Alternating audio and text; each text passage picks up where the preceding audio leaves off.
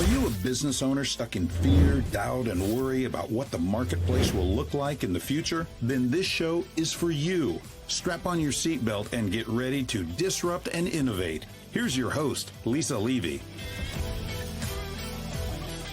Today on Disrupt and Innovate, I'm joined by Lori Crooks, founder and CEO of Cadra, and a veteran expert of the high-stakes world of information security. Lori spent her career navigating the complex landscapes of security assessment, compliance audit, policy development for everything from NIST, FedRAMP, HIPAA, although including ISO. Whether she's managing third-party audits or architecting security frameworks from the ground up, Lori brings a deep, practical understanding of the controls that keep businesses safe.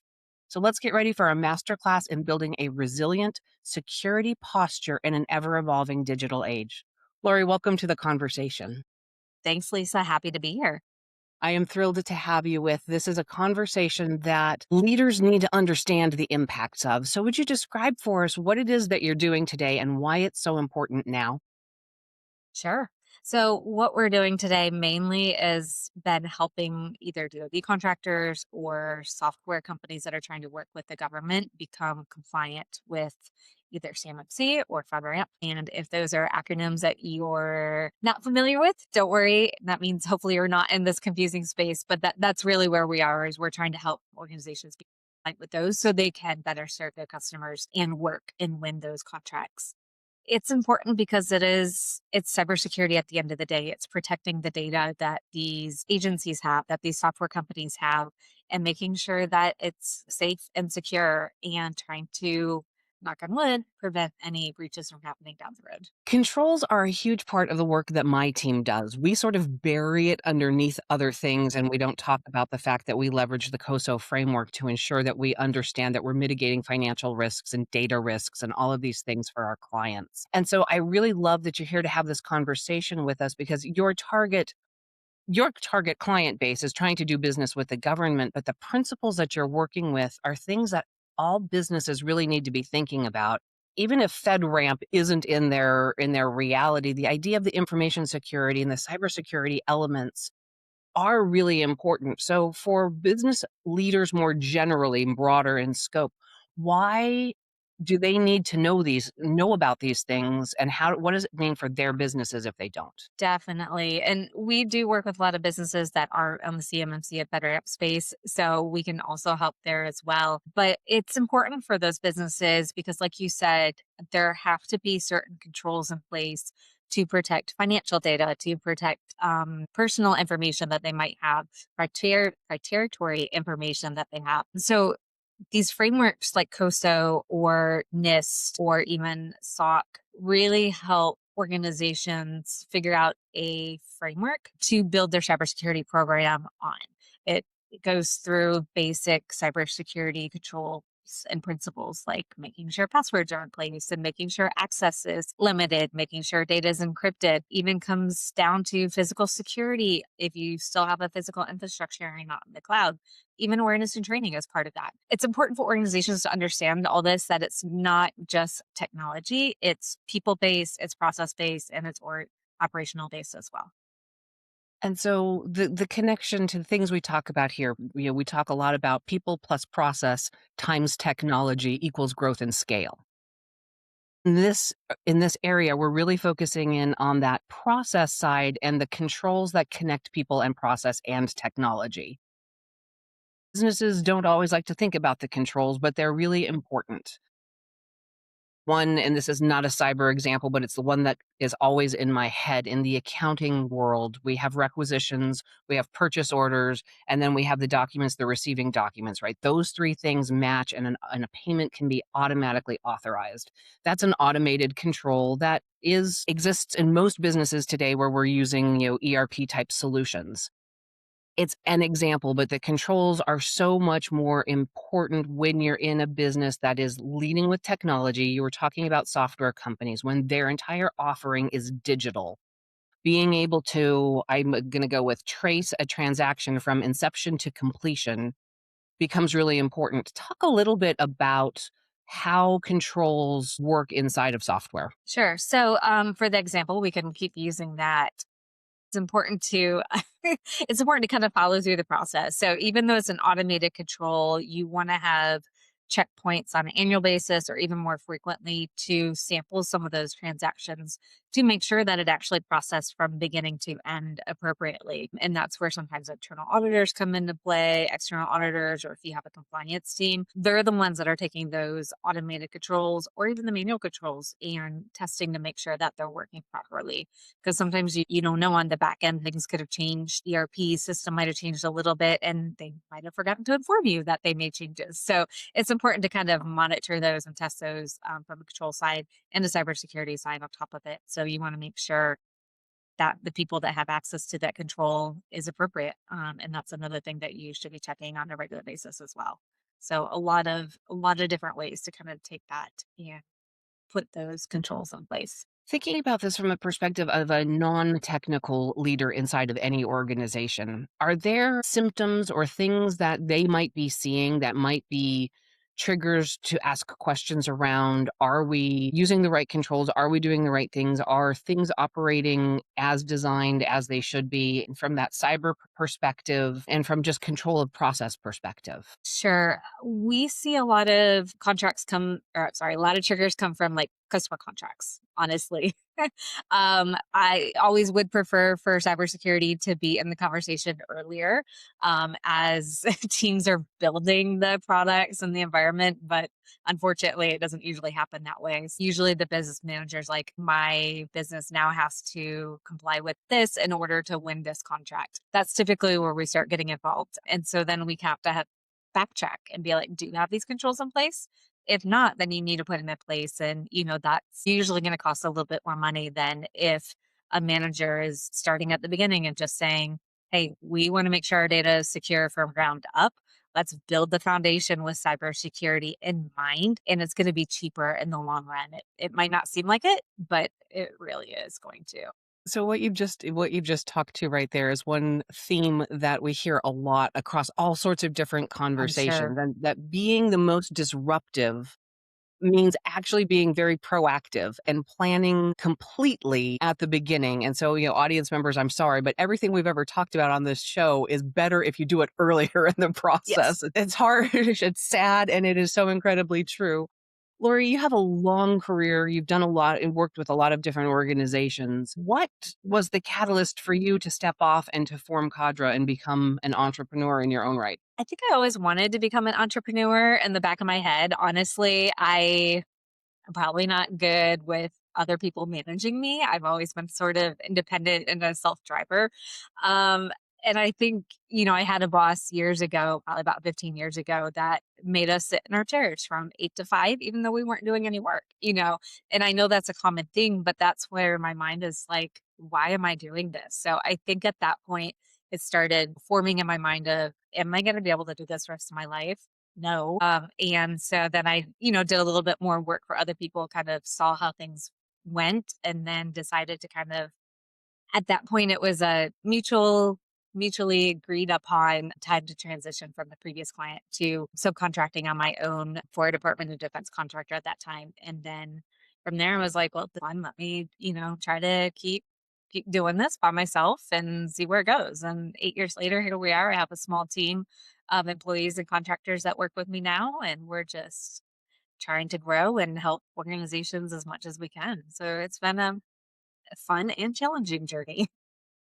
So congratulations, 8 years, right? Most companies don't make it to C5. So that is fantastic and growth, and you have a team and you're doing those things. What was the decision process for you? How did you get from I can be an independent contractor to I'm actually building something? I think it was just in my mind, I was like, I can take this, I can scale it. And my degrees are also in business. So they're in business, but they were more on the accounting side. So I actually started out in accounting, but I wanted to take more of that business focus. Honestly, I got tired of doing all the work myself. So I'm like, let me eventually figure out how I can hand this off to somebody else. And so I could be more of that management business owner, use some of the degrees that I actually have. I spent time doing it and see what we can do with this thing. And, it might not grow, as big as I'd like, or it might grow bigger than I'd like. And it'll surprise me. So we'll see what the future holds for sure.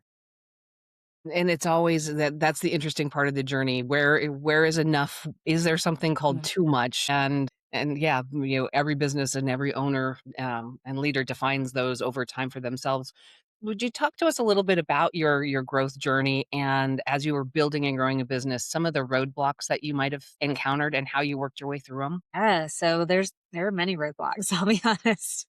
After the first DoD contract that I was just doing myself, there came another one. So I was set for, the first year and a half, 2 years. But when that one started kind of wrapping up, I'm like, oh, I need to start figuring out how I'm going to move forward. So that was definitely a roadblock and a challenge for me because I am not the most extroverted person out there. So I'm like, I didn't think about this part. I'm going to have to sell myself at that time and apply for these positions and not take it personally, when things don't come through from the subcontracting side. And how do I figure that out? So that was really kind of my main roadblock to start is how do I make those connections? How do I move this forward?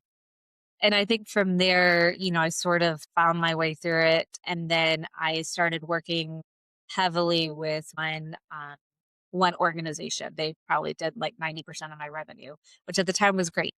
But as we might all know, or we all learned at some point in time in this journey, that contract ended up falling through. They decided to take things internally, or they just were done paying me. And then I lost that connection and I had to rebuild. That's really where I've been spending the last probably 4 to 5 years is just rebuilding. I rebranded. And I hired a business coach. I've been learning a lot about myself throughout this journey as well and how internally I am holding myself back sometimes from some of these sales because of my limiting beliefs. And it's been an exciting journey. It's been, like I said, challenging roadblocks of selling personal things going on. And it's a good thing I like to learn. And it's a good thing that I feel like I'm pretty resilient because it does not take weak-hearted individuals to get through this. No, the entrepreneurial journey is not for the weak of heart. I will chuckle sometimes when people, think it's so you have so much freedom, you have all the independence. It's such a but it's not carefree.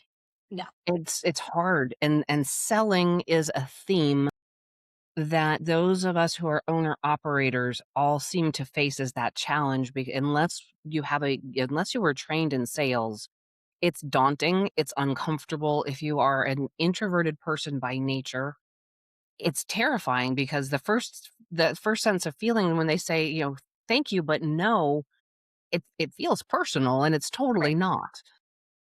And, in 17 years, I still that's that one little loop in my business, that selling cycle that is so just cringeworthy for me personally. And I I am so jealous of those who seem to do it so naturally, and it's a I'm lot, there right? with you. Yeah. Yeah, it is. It is. I mean, My god, that just sucks. yesterday I got a no and my heart just went, but it's just like, what did I do wrong? Like you said, it's hard not to take it personally Yeah, because and the answer is you it is my probably baby. did absolutely nothing wrong. It was the wrong time, the wrong fit. They didn't understand the value that you were truly going to provide for them and that you were gonna make them look really good and probably get a promotion, but that's their bad call. Right. Thank you for the validation. I You're appreciate it. so welcome. As you're looking at the work that you do with your clients, what's the real problem that you're trying to solve and that influence for their businesses? I feel like the real problem is sometimes people treat security as a check the box, a type of thing. It's if they do have to go through those third party audits, if they do have to have policies and procedures, they do them, they check the box, they move on with their day to day jobs. And then next year, when the audit comes back, it's, we got to do this again. Okay, let me quickly update the date on my policies and procedures and let me just do a quick check of everything. So it's not integrated into the business, is not integrated into the day to day. People don't realize policies exist because, again, for whoever's running the security program, it's a box check. Hey, we got it, great, but is it actually being divvied out? Are people, do they know their responsibilities? Do they know their roles? Do they know how they're supposed to protect the data at the end of the day? So that's one of the big problems that we see a lot of is that integration and Yeah. just security checking the box, so to say. Right. So audits that happen annually get the remediation plans that people put on their desks on the corner. And 90 days before the next audit, they look at them and go, gosh, Yeah. maybe we need to do something Right. about this. Yeah. And it is one of those things that when you work with your clients, is there a desire to try and build that in so that it is more proactively part of the annual cadence for them so that it's not that 11th hour panic to not have the same finding 2 years in a row or 3 years in a row? Right. Yeah. And that's my hope. And that's, where we're trying to help some of those SOC customers kind of figure out how they can do it on an annual basis. Not just the annual basis, but do the controls on a regular, more continuous monitoring basis. So it's not being done, like you said, the 90 days before, but we can take those controls, split them up through the year, make sure that we're hitting a subset through each quarter, making sure policies are reviewed through each quarter. So they're not feeling like it's a last minute rush, but they're seeing progress on that regular basis. And then some of the actual frameworks, for FedRAMP, CMMC, they require continuous monitoring. So those organizations are required to do some of it. But again, it's okay, great. We did our bone scans and uploaded it. But are they actually remediating those vulnerability scans in the timely manner or not? Curious if you have encountered any entities that are really trying to be proactive and in that audit ready at any moment mindset where they have some things that automation may be doing more of the work, but that they really are getting their people to the point of they understand policy, process, and procedure. Are you seeing a shift to that? Is that just a utopian dream of mine that someday that it actually looks like that? I would say yes to both. We are seeing more customers that are considering security upfront. So it is, I think, shifting a little bit in that direction, but also the bulk of them are still kind of, we have to do this now type of thing. But I will say the customers that are like, we know we need to do this at the beginning are some of my favorite customers to work with because they take it seriously and they really are excited and engaged throughout the entire process versus those customers that say, oh, we have to do it because we're, contractually required for it. Sometimes it's like pulling teeth. It's not a priority for them other than they just want to win the business of the customers and clients. So we try to stress the importance of having it throughout the entire life cycle and not just that annual. Yeah, some movement, but not all the way yet. And industries, I see it in different places, and the bigger, the more entrenched the organization, the harder it is to make that transition to actually, transition isn't big enough. Paradigm shift from reactive to proactive. It's slow and it's hard. If you do this from the beginning, it's so much easier. And Lori, if we've piqued the interest and curiosity from people in the audience and they want to learn more and they want to build it from the beginning, how do they find you or more about? Sure. So they could go to my website, which is Cadra, CADRA.com, or you can find me on LinkedIn. We do a lot of posts there and have, communication, or they can email me directly too if they're interested. And that would be Lori.Crooks, Crooks, at cadra.com. And then we also have a newsletter on our website that they can subscribe to. And we just send that out once a month with updates on different security happenings, things that are coming up that you should be aware of, podcasts that I'm on that you can listen to more information, stuff like that. So we always recommend people subscribe to that as well. Fantastic. And this was a great conversation talking about a topic in cybersecurity and data security that is something that if you're in the space is really something that you live it, you breathe it, you know it. But as leaders around an environment, if you're not in the cyber world or even in the technology aspect of your business, understanding the need to have your policies, processes, and procedures aligned, that you have to have controls, that these need to be audited and demonstrated. And when external auditors have findings, they have to be remediated, and being able to start to think that building this from the beginning, doing it with intent and intention makes your business stronger, will help you grow, will help you win those contracts, especially if you're looking for your business with the government. Knowing that you have these foundations in place is so important. Being able to align with FedRAMP, with NIST, HIPAA if you're in if you're in medical, all of these frameworks are there to protect the clients and the end patients, and you are one piece of their journey, and knowing that you can build your business safely and protect them will make you appealing as a partner and a vendor to other businesses. Lori, thank you so much for joining me today. This was a fabulous conversation. Audience members, you know my rules. Don't get left behind. Join me next time. That's it for today's episode of Disrupt and Innovate.